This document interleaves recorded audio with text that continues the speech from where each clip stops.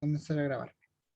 Bueno, el día de hoy lo que vamos a ver es, ¿cómo se llama esto? Teorema de Green, ok, en el plano. Y lo que vamos a hacer con esto es, ¿dónde enchufo esto? Vaya, no lo había pensado. Esperemos un poquito que tengo que enchufar la graficadora. Y lo que pasa es que arreglé ¿cómo se llama esto? El setup, el computador y todo, cambié la disposición y no había pensado en cómo iba a conectar esto que acabo de conectar. Pero bueno, ahí lo conecté. Ya, en fin, como iba diciendo, el día de hoy lo que vamos a ver es teorema de Green. Y también vamos a ver parametrización de superficies, ya que eso no lo hemos visto la ayudantía y el profesor me dijo que en general estaban teniendo problemas. Ese fue el profesor del paralelo 1. Yo tengo entendido que usted, Catalina, es del paralelo 2, pero de todas formas vamos a ver igual la parametrización porque es algo que no hemos visto. La de superficies particularmente, porque la de curvas ya la vimos. Lo primero vamos a ver el teorema de Green. Nos piden calcular esto de acá, donde A es la frontera de este cuadrado, orientada en el sentido contrario a las agujas del reloj. Ya. ¿Qué nos dice el teorema de Green? El teorema de Green nos dice que la integral de línea en una curva cerrada, en el sentido de las agujas del reloj, así se suele escribir esto, en una curva C, eh, de una función f, creo que de una función f, o sea, de un campo vectorial f. Hola, Ian, tiene el micrófono prendido, no es que me moleste, pero que lo sepa. Lo siento. No se preocupe, diferencial de alfa se puede calcular como una integral de superficie de la derivada parcial, no, esto es de n, con respecto a x menos la derivada parcial de m con respecto a y, diferencial de la superficie. Esto de acá es útil porque por lo general calcular integrales de línea es complicado o es por lo menos engorroso.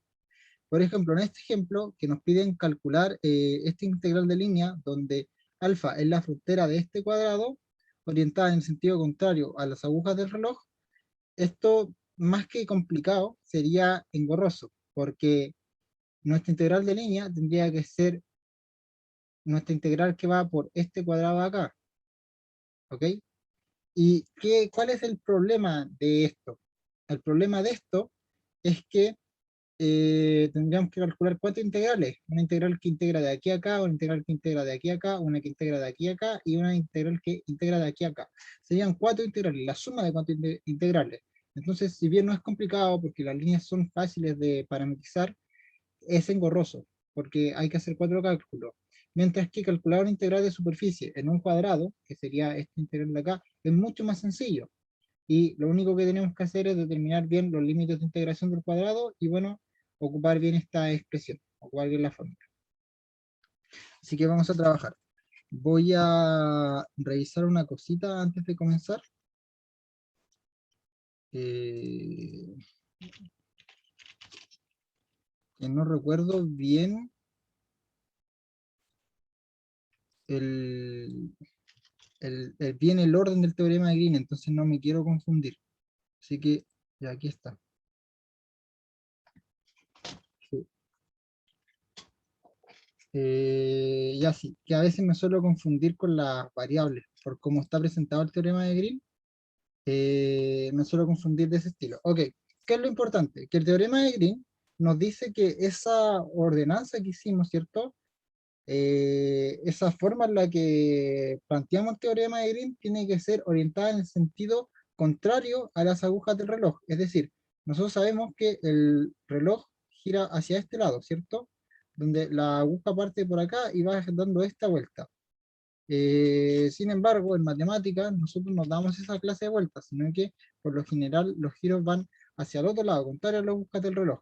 Entonces el teorema de Green nos afirma que el resultado del teorema es válido solamente cuando el sentido por el que avanzamos por las líneas, ¿cierto?, es contrario a las agujas del reloj. Es decir, en el caso del cuadrado, el sentido tiene que ser de aquí para acá, de aquí para acá, de aquí para acá, de aquí para acá. ¿Qué pasaría si en vez de este sentido tuviéramos que hacer el sentido contrario? Es decir, por ejemplo, de aquí para acá, de aquí para acá, de aquí para acá y de aquí para acá. Es decir, a sentido reloj, simplemente. En este caso, para aplicar el teorema de Green, lo único que tenemos que hacer es a la integral de superficie, a esta de acá, colocarle un menos adelante y calcular la integral de superficie de n diferencial de x menos m diferencial de y, diferencial de área. Eso es lo único que tendríamos que hacer, colocarle un menos, ¿ya? Así que cuidado con el tema de en qué sentido se está calculando. Ahora bien, vamos a empezar a hacer el cálculo. Lo primero que necesitamos es determinar cuál es m y cuál es n, ¿ok? Algunas versiones del teorema, en vez de m y n, ocupan p y q, pero tengo entendido que en sus apuntes tienen m y n.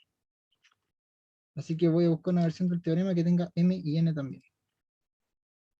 A ver, esta de acá, no, esta tiene m y l. P y q. Quiero buscar una que tenga esos nombres para no equivocarme. Y para mantenerla... No, no la encuentro ya. No importa, voy a ocupar esta que tiene M y L. Ah, ¿dónde estás? ¿Dónde estás?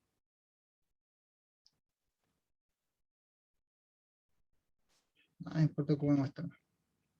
Ok. Estábamos trabajando acá. Ya. Entonces, M va a ser la primera coordenada, ¿ok? La coordenada de las X. Entonces, esta M, voy a borrar acá, vamos a trabajar aquí. M va a ser un M de X, Y va a ser igual a Y, porque es la primera coordenada, y N va a ser, este va a ser un N de X, Y va a ser igual a X. Y lo que queremos, recordemos, es la integral de superficie de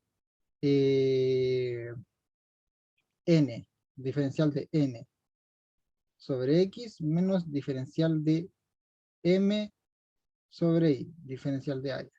Eso es lo que queremos, se borraste el teorema 3 veces. Por lo tanto, vamos a calcular la derivada de M con respecto a Y, que si se fijan es 1, y vamos a calcular la derivada de N con respecto a X, que es 1. Si hacemos este cálculo, vamos a tener aquí 1 menos 1. No, mentira, esto es menos X, así que esto de aquí es menos, esto es menos, y esto es menos, por lo tanto vamos a tener menos 1, y esto nos va a dar la integral de superficie de menos 2 diferencial del área. Voy a sacar este menos 2 hacia afuera, y esto va a ser menos 2 por la integral de superficie del área. Y si se fijan, esta superficie es un cuadrado, entonces esta integral no es otra cosa que el lado del cuadrado elevado al cuadrado. ¿Y cuánto mide el lado al cuadrado? Si esto va de menos 1 a 1, el lado al cuadrado mide 2, por lo tanto esto aquí mide 4, ¿ok? Entonces, el cálculo final, ¿cierto? Esto va a ser igual a menos 2 multiplicado por 4. ¿Se entendió? Por lo que es lo mismo, 8. ¿Se entendió cómo utilizamos el teorema de Green? El cálculo y todo.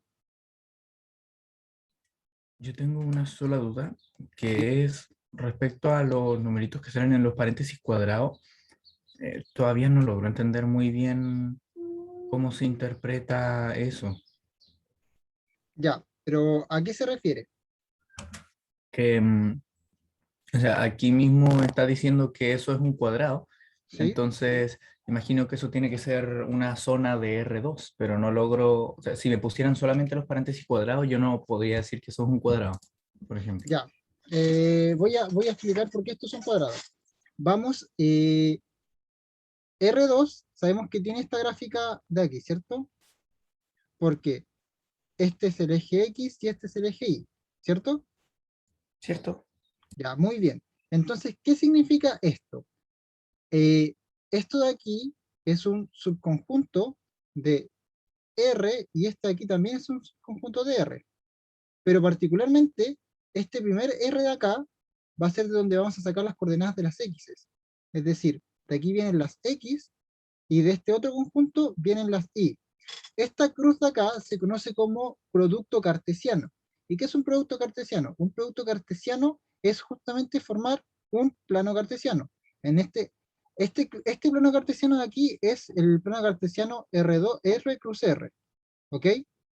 ¿Y qué es lo que pasa? Que R cruz R se suele denotar como R2. ¿Ok? Quiero que entendamos esto de acá, porque esto es lo clave. R cruz R es R2. Por otro lado, R cruz R cruz R es lo mismo que R3. ¿Ok? Y R3 es el espacio, el X, Y, Z. Y así sucesivamente. ¿Ok?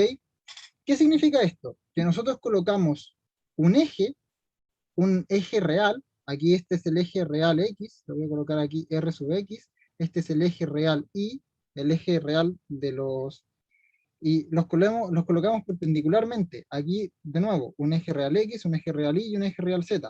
Y los colocamos perpendicularmente todos. Y en general, en más dimensiones, en R4, que ya no lo puedo dibujar, en R4, en R5, etcétera, nosotros lo que hacemos para, entre comillas, graficar esos conjuntos, porque un producto cartesiano es un conjunto, lo que hacemos es colocar a todos los ejes de manera perpendicular.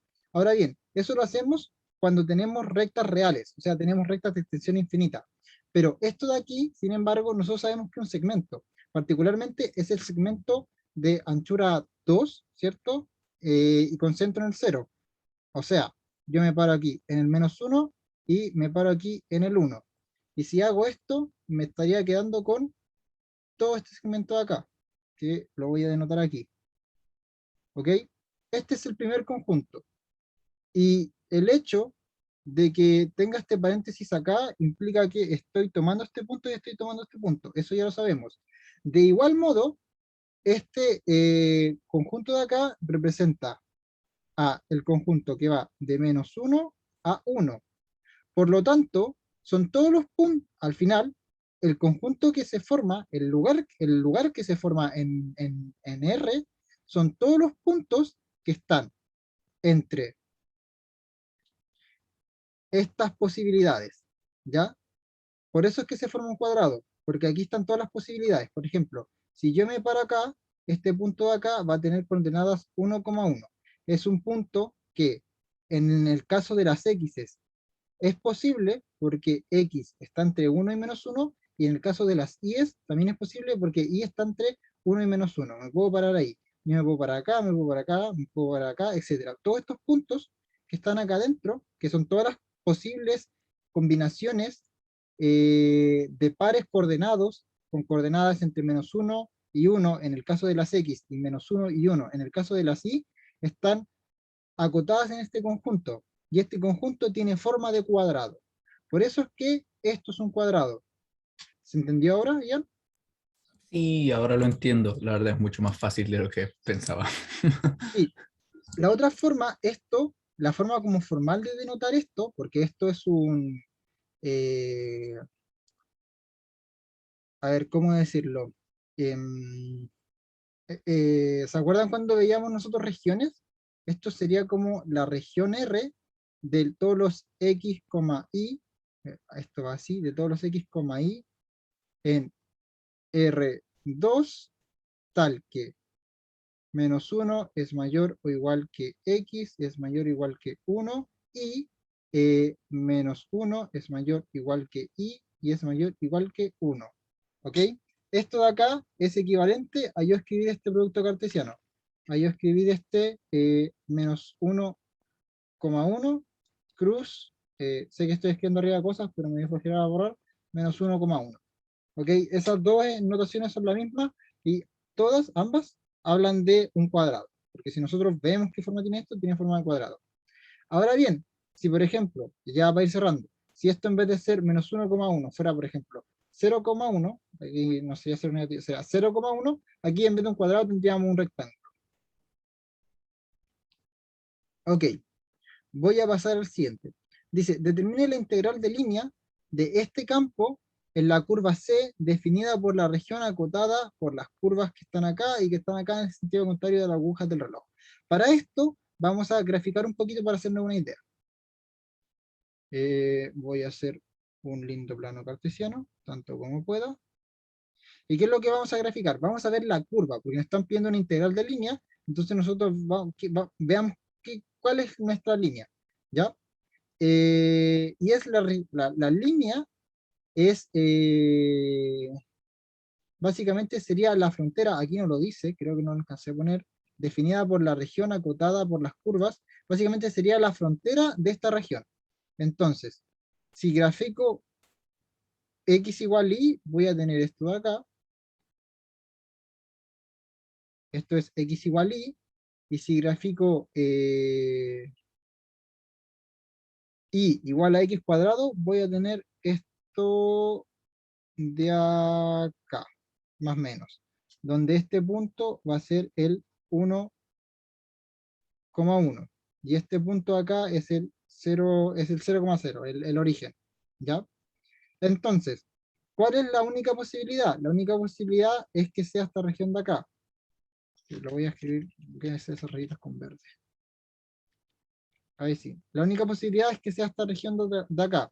Por lo tanto, nuestra línea tendría que ser la línea que va por acá en el sentido de las agujas del reloj, porque aquí nos dicen, o sea, no, sería contrario a las agujas del reloj, sí.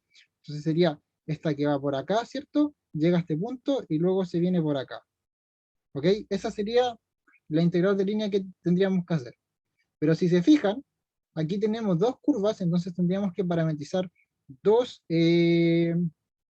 hacer dos integrales de línea y sumarlas, porque tendríamos que hacer la integral de línea que va de aquí hasta acá, y luego la integral de línea que va de aquí hasta acá. Pareciera ser mejor para ahorrar cálculos y no hacer dos integrales de línea diferentes, simplemente, aparte que calcular una integral de línea es compleja, simplemente, em, ¿cómo se llama esto? Eh, Simplemente calcular la integral de esta de superficie de acá, ¿ok? Con el teorema de Green. Entonces, lo que vamos a hacer es delimitar esta superficie. Esto sería la integral que va a ir, por ejemplo, podemos ir de 0 a 1 en y, entonces nos quedaría de 0 a 1 en diferencial de y en diferencial de x iríamos de x igual y, de x igual y, o sea, no, desde x igual y, porque sería desde aquí hasta esta curva que es raíz de y, si mal no estoy, porque tengo que despejar el x. Raíz de y, si mal no estoy. Sí, sería esta forma de acá, diferencial de x. Entonces esta sería la integral de superficie. Pero aquí adentro de la integral de superficie tenemos que, a ver, en teoría lo que va acá adentro es la coordenada acá del rotacional, pero del rotacional de este campo, pero no hemos visto rotacional, al menos no han visto conmigo. Así que simplemente llamémoslo como eh, el teorema de Green, ¿cierto? Y para eso vamos a llamar a esta coordenada m, a esta coordenada n, vamos a calcular la derivada de n con respecto a x, que si se pueden dar cuenta nos da 0, y la derivada de m con respecto a y, que si nos damos cuenta nos da simplemente x. Por lo tanto, este sería esta integral de acá. Y ahora simplemente nos queda calcular esto, que la verdad es que es bastante fácil de calcular, pero la verdad es que también me da flojera calcularlo, así que lo vamos a dejar hasta ahí. ¿Ya? Es simplemente calcular esta integral de superficie que es sencillita. Y eso es, o a priori, sería mucho más fácil que calcular una integral de línea. ¿Se entendió? ¿Cómo estamos ocupando el teorema de Green? Para hacer de un cálculo que más o menos supondría ser complejo, ¿cierto? Más trabajólico, a hacer un cálculo más sencillo y al cual estamos más familiarizados, que es calcular integrales de superficie. Sí, se entiende. Ya, muchas gracias, ya. Eh, Catalina, ¿qué tal? ¿Cómo va? ¿Escuchan eso? ¿Eso ruido de fondo? Espero que no. Ahí me dice No. Catalina si necesita o sea, si tiene alguna duda o algo. Ok, finalmente vamos a calcular esta integral de acá, que si se fijan nuevamente es una integral de línea, siendo T el triángulo ABC con estos vértices de acá y con A mayor que 0. Ya, perfecto, gracias Catalina. Entonces, vamos a hacer lo siguiente. Voy a ahora bajar esto un poquito. Vamos a calcular, o sea, vamos a trazar un plano cartesiano, yo diría rectos, recta y recta, y nos vamos a dar cuenta que ya que A es mayor que 0, entonces el triángulo tiene que ser de estilo. eh, este punto de acá, este va a ser A, este va a ser B, y este de aquí va a ser, no, este es B y este es C. A ver, voy a borrar. Este es C y este de aquí es B. ¿Ok? Por lo tanto, triángulo va a ser este de acá, el que va a ir de aquí a acá, el que va a ir de aquí a acá, y el que va a ir de aquí a acá. Donde, por supuesto, si nos fijamos, esto es un triángulo rectángulo, aunque no va a influir mucho en el, bueno, igual un poco sí, pero esto es un triángulo rectángulo, y esto de acá mide A, y esto mide A aquí también, y bueno, esto mide raíz de 2 por A. ¿Ya? ¿Da lo mismo eso? No. O sea, importa, en realidad no mucho. Pero lo importante es que esta es nuestra superficie. Y si tenemos que ir en el sentido contrario de la aguja del reloj, esto sería de aquí para acá, de aquí para acá y de aquí para acá. ¿Ok? Ahora bien, ahora bien. eh,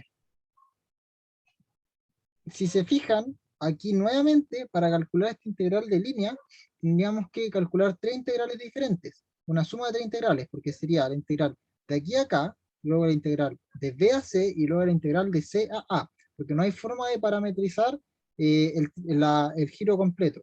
Por lo tanto, nos es mucho más conveniente calcular la integral de superficie, dado que un triángulo es una superficie muy fácil de parametrizar, o más bien de calcular la integral de superficie, que hacer lo que dijimos anteriormente. Entonces vamos a hacer eso. Así que esto sería la integral de, por ejemplo, podemos ir desde, aquí esto es 0 hasta A, en realidad no es 0, esto sería esta recta de acá. Y esta recta tiene como ecuación, esto es, este punto de aquí es 0, A, y este punto de acá es A, 0. Entonces vamos a determinar esta recta de acá. Esta recta tiene por ecuación I menos A igual a la pendiente es 1, si mal no estoy.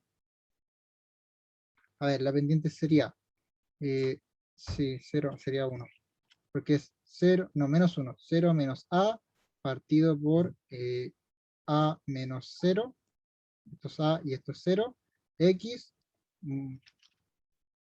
X menos A, sí, ahí sí.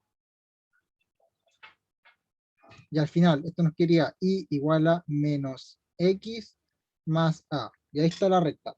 Entonces esta sería nuestra recta, y por lo tanto, tenemos que ir de esta recta de acá, que es menos x más a hasta a simplemente, y los otros límites de integración son de 0 hasta a, y esto sería eh, diferencial de y, diferencial de x, diferencial de y. Pero esto lo tengo que cambiar, porque como es un diferencial de x, esto tiene que estar en función de y. Así que para cambiarlo, lo que voy a hacer es escribir esto como x igual a menos y más a. Y aquí esto sería y. Ya, ¿qué fue lo último que hice? Porque lo que hice fue como una divagación mental. Lo que hice básicamente fue plantear la integral de esta superficie, ya que ya hemos visto en cursos, no en cursos anteriores, pero sí en clases anteriores, hemos visto cómo plantear la integral de esta superficie. Lo único que hice fue encontrar la ecuación de esta recta, porque necesito la ecuación de esta recta, porque planteé primero con respecto a x, es decir, de aquí para acá, y luego planteé de aquí para acá. De abajo hacia arriba es fácil, porque vamos desde la altura 0 hasta la altura a, pero de izquierda a derecha es más complejo, porque a la izquierda no vamos en una constante, vamos en un valor que va cambiando a medida que avanzamos en y. Así que tenemos que ver qué forma tiene esto, y esto tiene forma de recta, particularmente la recta con esta ecuación de acá, quizás como la forma normal en la que vemos una recta, pero tuve que escribir la recta en función, o sea, del estilo x igual a una función de y. ¿Por qué? Porque como estoy derivando con respecto a x, yo no quiero que aquí me aparezcan términos que dependan de x. Muy por el contrario, quiero que aparezcan términos que dependen de y, porque luego voy a integrar con respecto a y. Ahora tenemos que ver qué va dentro de esta integral.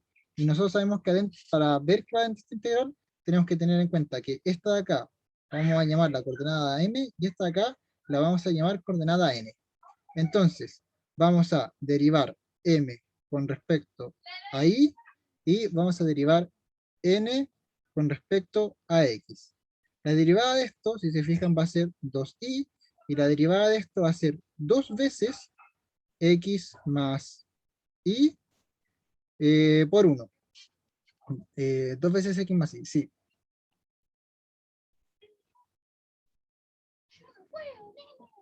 Dos veces x más y. Sí, efectivamente, 2 veces x más y. Y vamos a colocar esto dentro de esta integral. Entonces nos va a quedar la integral de 0 a de la integral de menos i más a hasta a de, primero va la segunda coordenada positiva, así que 2x más y menos 2y diferencial de x, diferencial de y. Y aquí si se fijan, no sé por qué coloqué este paréntesis, pero si se fijan, esto se elimina con esto, y finalmente esto va a ser la integral. Aquí le voy a colocar integral de superficie nomás, que ya sabemos cómo es la superficie, pero va a ser la integral de superficie de 2x diferencial de x, bueno, diferencial de superficie, diferencial del área, ¿ya? Y como ya vimos, como podemos ver, esta va a ser una integral muy sencilla de calcular, que no la vamos a calcular, insisto, porque tiene programa en internet para hacerlo y quiero seguir avanzando con las parametrizaciones. Hasta aquí, ¿hay alguna duda, alguna consulta? ¿Se entiende el teorema de Green? Todo bien por aquí. Ok, ahora les quiero hacer otra consulta. ¿Entienden las implicancias físicas del teorema de Green? Más o menos, ¿qué es lo que significa? Yo por lo menos no mucho. Sé aplicarlo, pero no mucho más allá. Ya, a ver. Excusa de siempre, yo no entiendo muy bien de física, lo que voy a decir espero que lo entiendan mejor. Sabemos que más o menos una integral de línea representa una fuerza que se está aplicando en una trayectoria en particular en un campo en específico.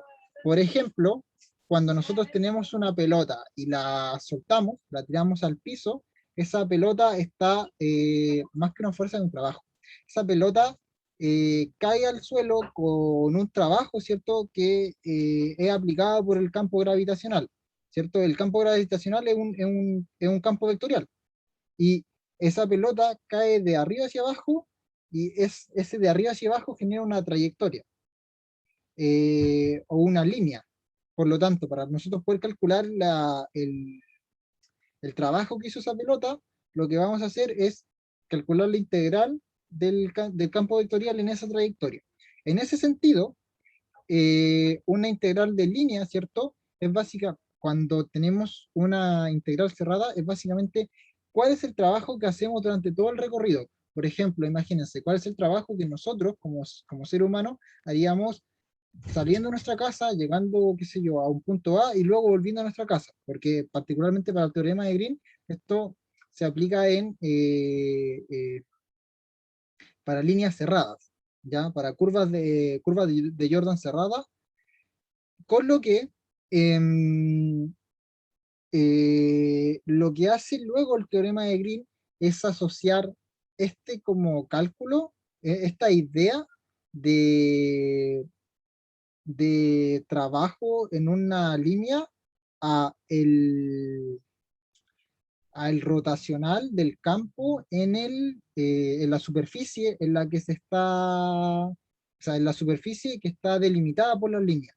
Usted, la interpretación del rotacional no la entiendo del todo, pero entendamos que el campo vectorial son como vectores que salen de acá, de esta superficie, con mayor o menor módulo. Eso implica mayor o menor resistencia al movimiento, por decirlo de alguna manera. Entonces, básicamente, ya para que entendamos bien, lo que hace el teorema de Green es ver cuánta resistencia al movimiento, o por lo contrario, cuánto ayuda a nuestro movimiento, a nuestro trabajo, se puede generar en esa región del campo vectorial. ¿Ok? Esa es como la interpretación física del teorema de Green y de las integrales de línea en general. Sé que no es fácil, yo no lo entiendo del todo, pero más o menos así es como funciona. Muy bien.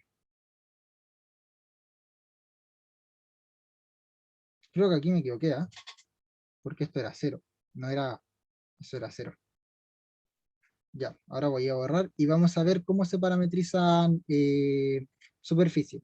Ya vimos cómo se parametrizaban curvas. Las curvas se parametrizan yendo de R, o de un subconjunto de R, llamémoslo C, a un subconjunto de ya sea,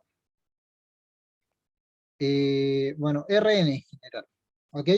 Esto es una función, llamémosla T, que va a depender del tiempo por lo general, y que va a ir desde, desde solamente una variable hacia varias variables. Es decir, va a ser una cuestión del tipo t hacia x de t, coma, bueno, llamamos este x1, x2 de t, coma, punto, punto, punto, coma, xn de t. ¿Ok? Donde todas las componentes van a ser funciones de t. Eso, así es como se parametriza una curva. Sin embargo, una superficie va a continuar con la idea de parametrización de curvas, pero en vez de ir de R, va a ir de R2, ¿no? De un subconjunto, llamémoslo de R2, hacia, llamemos este conjunto pi, de Rn. Es decir, vamos a tener particularmente aquí este n tiene que ser mayor o igual que 3. En el caso anterior tenía que ser mayor o igual que 2. Entonces, ¿eso por qué? Porque de lo contrario, no, no vamos a parametrizar superficies, porque en R2 no hay superficies. Ya si vamos de R2 a R2. Bueno, sí hay superficies, pero esas superficies son como subconjuntos del plano. En fin, la cosa es que esto va a llevar, por ejemplo, una coordenada u, b hacia funciones del tipo x1 de u, b, coma, esto es una x, coma, x2 de u, b, etcétera. ¿Ok? Más fácil escribir todo lo demás. Pero eso es lo que hace básicamente. Es lo mismo que la parametrización de curvas, solo que ahora parametrizamos con dos variables. Y vamos a ver un grupo de ejemplos.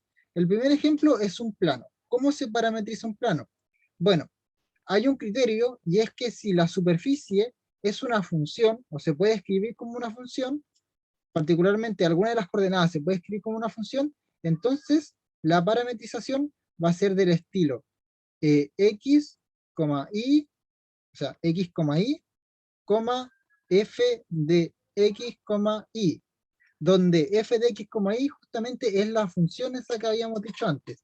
Dicho de otro modo, si esta expresión de acá se puede reescribir como z igual a 1 menos x más y, es decir, se puede escribir este z de x, y, igual a esta expresión de acá, o lo que es lo mismo, f de x, y, entonces la parametrización lo vamos a hacer de esa forma. Por lo tanto, para la primera superficie, lo que vamos a hacer es, ay no, espérenme, eh, aquí me faltó algo, esta no es la guía final. La guía final tiene unas condiciones, y es que aquí me dicen con entre los planos, entre los planos, z igual a menos 1 y z igual a menos 1. O sea, z igual a más 1. Porque también quiero que la parametrización sea acotada. ¿Ya? Entonces, tenemos que parametrizar el plano entre estos otros dos planos. Es decir, entre la altura menos 1 y la altura 1.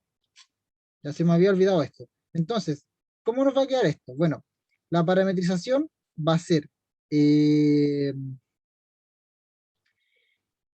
eh, con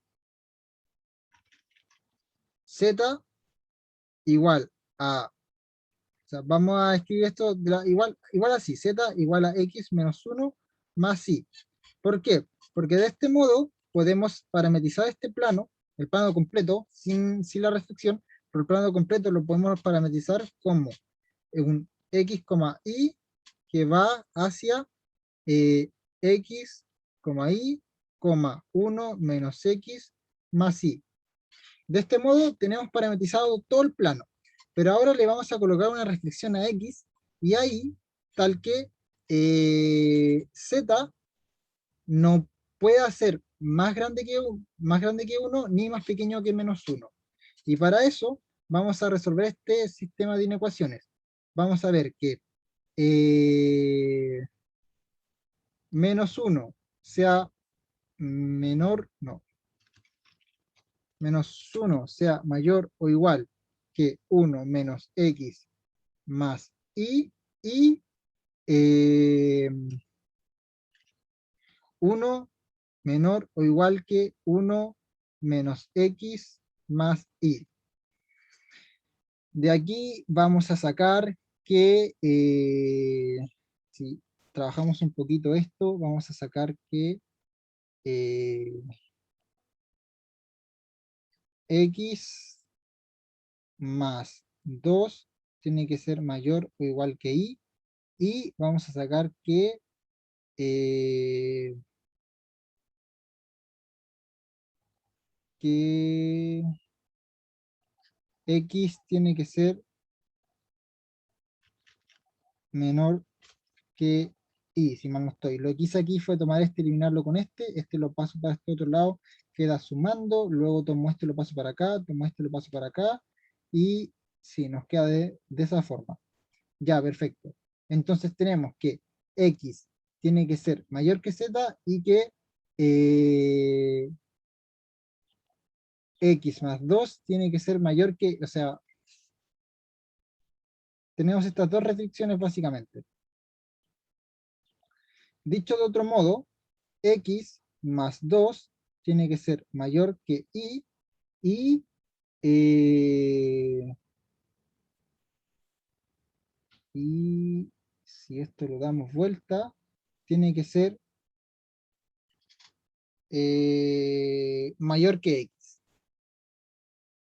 Es decir, el x está encerrado entre estos dos valores, entre x más 2 y x. ¿Ya? Por lo tanto, esa va a ser nuestra restricción. Nuestra restricción va a ser que y esté entre x más 2 y, o sea, entre x más 2 y x. Esa va a ser nuestra restricción para que este plano esté acotado entre los planos z igual menos 1 y z igual a 1. ¿Se entendió? ¿Se entiende? Perfecto. Vamos a continuar con lo que sigue. Ahora nos piden parametrizar una elipsoide. En este caso no podemos hacerlo como en el ejercicio anterior. Bueno, sí podríamos, pero vamos a tener un problema, porque si nos ponemos a hacerlo, la elipsoide no es una función, ¿ya? Ciertamente es una superficie a nivel de una función de R3 a R, pero no es una función que nosotros podamos escribir que vaya de R2 a R.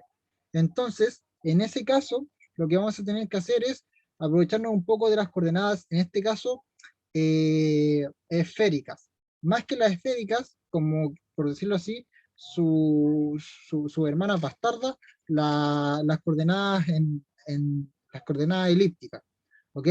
Entonces, ¿cuál es la idea de la coordenada elíptica? Las coordenadas elípticas eran algo similar a las coordenadas esféricas. Vamos a ver primero cómo eran las coordenadas esféricas. Nosotros recordamos, x se escribía como r seno de phi coseno de teta, y se escribía como r seno de phi seno de teta, si mal no estoy, seno de phi seno de teta, y z se escribía como r coseno de phi, si mal no recuerdo. Creo que estas eran las coordenadas esféricas. Eh, y ahora, ¿qué es lo que vamos a hacer?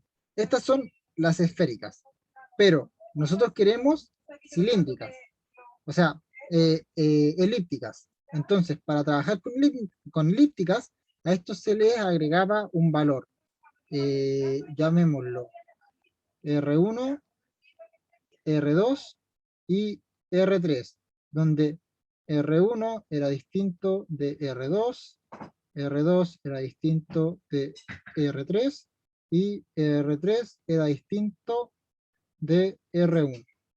¿Ok? De esta manera, la esfera, al multiplicar cada una de sus coordenadas x, y y z, la íbamos a achatar o alargar de tal forma en que la íbamos a deformar e íbamos a formar una elipse o un elipsoide. Entonces, lo que vamos a hacer es un poco eso.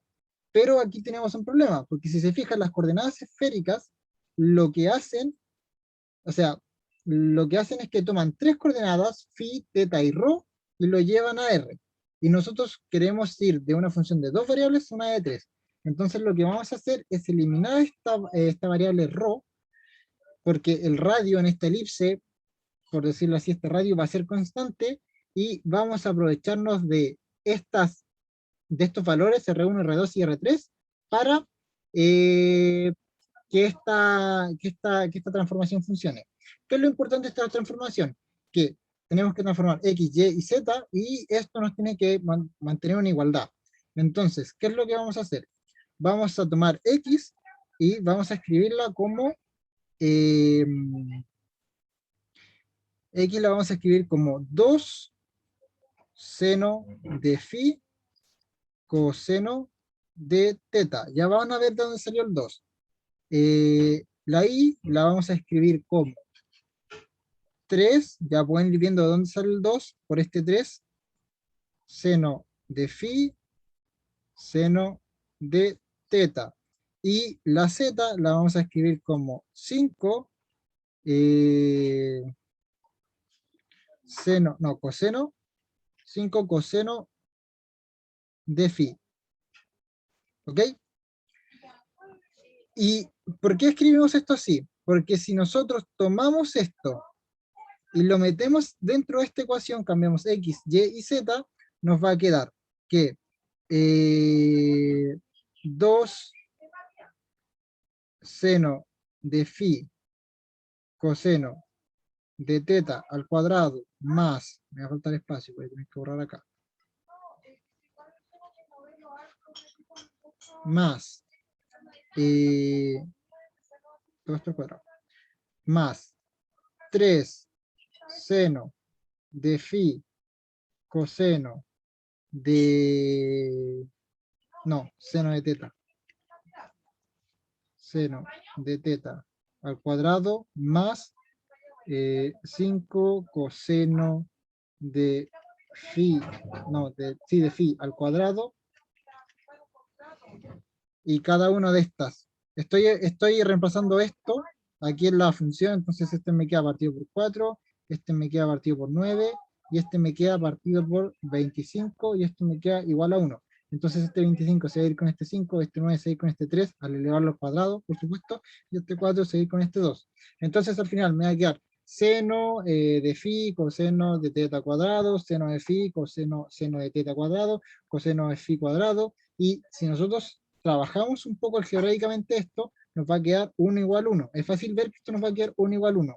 En el primer, estos dos los vamos a tener que factorizar por seno de phi, entonces nos va a quedar seno de phi, coseno de teta, seno de teta cuadrado, esos dos nos van a dar 1, y al final nos va a quedar seno cuadrado de phi, más coseno cuadrado de phi, y eso nos va a dar 1, y nos va a quedar 1 igual 1, entonces estas coordenadas nos sirven. ¿Qué es lo importante? Que justamente como se cumplen ambos lados de la igualdad, estas coordenadas nos sirven. Y ahora lo que tenemos que hacer es delimitar phi y teta. Recordemos que en las coordenadas esféricas, si yo dibujo aquí R3, en las coordenadas esféricas, el coseno lo que hace es que da esta vuelta así, en 360 grados, o lo que es lo mismo, da una vuelta en 2π grados. Y el phi lo que hace es que parte aquí, parte este su cero de aquí y da esta vuelta así, en 180 grados, o lo que es lo mismo, en pi grados. Y como queremos la elipse, queremos hacer todo este barrido y queremos hacer todo este barrido. Entonces, como queremos hacer todo ese barrido y todo ese barrido, vamos a determinar la ecuación de la elipse de esta manera. Vamos a escribirla como esto va a ir de 0 a 2pi cruz 0 a pi, esto va a ir a R3, y esto va a ser teta, phi, y lo va a llevar a estas coordenadas que definimos acá, que son x de teta, o sea, de phi, teta, en realidad debería ser al revés, x de teta, phi, y de teta, phi, z de teta, phi, donde estas coordenadas, insisto, son estas de acá, ¿ya? Que las definimos aquí, en este lugar. Entonces, ¿cuál es la moraleja de esto? La moraleja de esto es que cuando trabajemos con elipsoides, o en general con formas relativamente esféricas, lo que vamos a hacer es ayudarnos un poco de las que ya conocíamos como coordenadas esféricas. Por supuesto, estas no son coordenadas esféricas, pero son bastante parecidas, y lo importante es que vamos a trabajar con la idea de las coordenadas esféricas, ¿ya? Esto lo escribí así para ahorrar espacio. Hasta aquí, ¿cómo va la cosa? ¿Se entiende? ¿Se comprende? ¿Hay alguna duda, alguna consulta que se quiera hacer? Comprendido por aquí. Ya, perfecto. Voy a borrar acá. Hoy, este debe ser Mercado Libre. Chuta, tengo una encomienda. Espérenme un poquito, por favor. ¿Aló?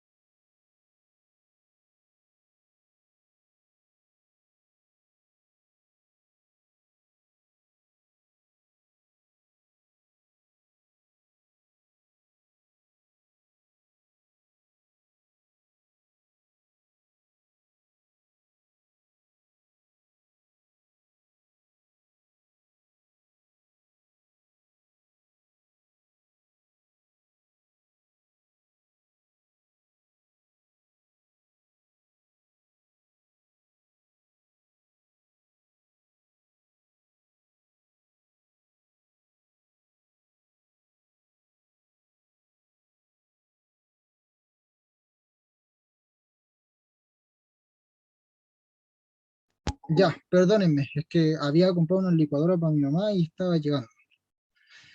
Ah, ya, ok, vamos a ver este último. Ahora tenemos esta superficie dada por esta ecuación de acá. Gracias, ya. ¿Qué es esta superficie? Si nosotros recordamos, o para hacer esto rapidito, por ejemplo, podemos hacer z igual a la raíz de x al cuadrado más y al cuadrado, esto en raíz. Por supuesto tenemos una positiva y una negativa, ¿cierto? Si ocupamos raíz. Entonces, esta superficie de acá, particularmente si la escribimos como una f de x, y igual a la raíz de x al cuadrado más y al cuadrado, esto, no sé si se acuerdan, pero es un cono, ¿ok? Tenemos esto de acá y es básicamente esta figura de acá. O más o menos el cono que va por arriba, el que sería positivo. Si tomamos la parte de abajo, la función negativa, tendríamos el cono que va por acá debajo.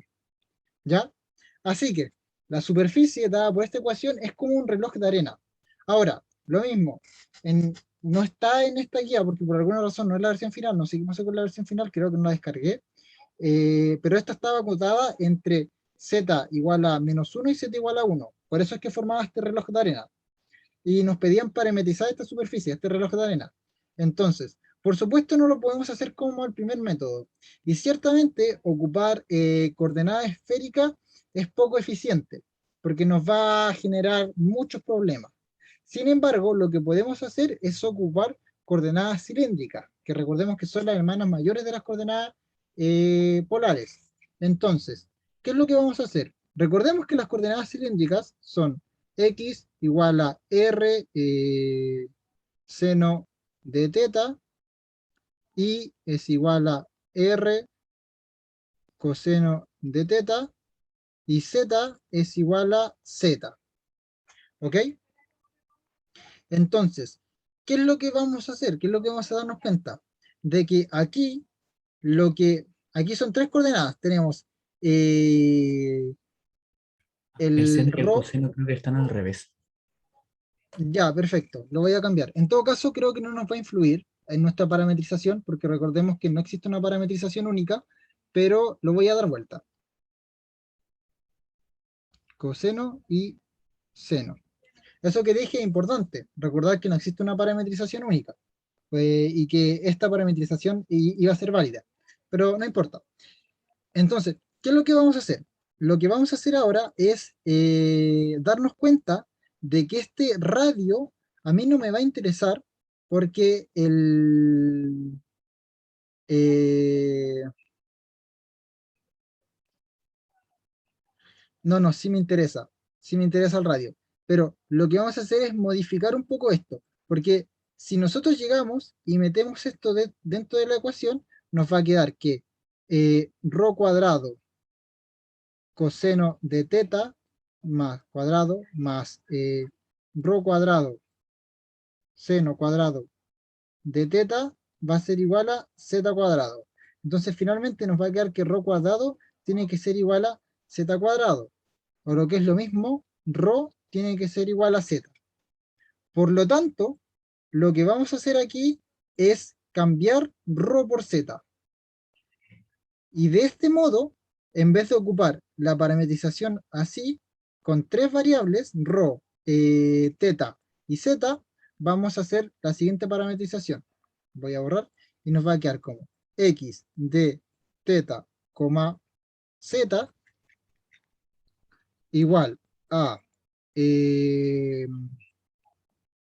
z coseno de teta y de rho, z igual a z seno de teta. Antes dije rho, no era rho, era teta. Ah, y bueno, z nos va a quedar simplemente como z. Entonces, esta ecuación de acá, si se fijan, si nosotros tomamos esto y lo metemos acá, nos va a dar la ecuación, efectivamente.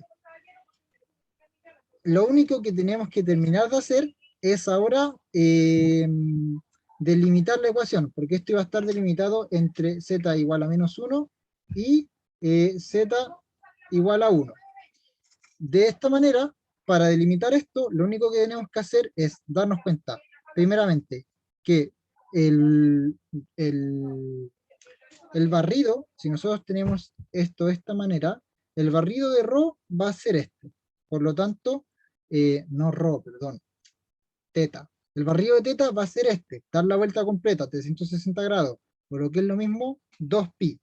Y z, fíjense que nosotros estábamos entre z igual a menos 1 y z igual a 1. Por lo tanto, z va a ir desde este plano hasta este plano de acá, es decir, desde z igual a menos 1 hasta z igual a 1. Por lo tanto, nuestra parametrización va a quedar de la siguiente manera. Va a ser de 0 a 2pi cruz de menos 1 a 1, y esto hasta 2, no, esto hasta R2 simplemente, y esto aquí va a tener la forma teta, z. Este orden es importante, ¿eh? Cuando ustedes escriban este orden, esto va a ser importante porque el teta está primero, porque va a ir de 0 a 2pi, y el z está segundo porque el z va de menos 1 a 1. Ya, por eso es que el orden de un par coordenado, como este que está acá, es importante. Entonces, esto va a ser esto y va a tener la ecuación. Aquí sí voy a escribir la ecuación porque es más corto. Z coseno de teta, z seno de teta, z. Y de esta manera tenemos parametrizada la superficie. En particular, este como reloj de arena que teníamos acá. Este como reloj de arena que teníamos acá. Me quedó horrible, pero esa era la superficie básicamente. Hasta aquí, ¿hay alguna duda, alguna consulta? ¿Se entendió ahora cómo se parametriza en superficie?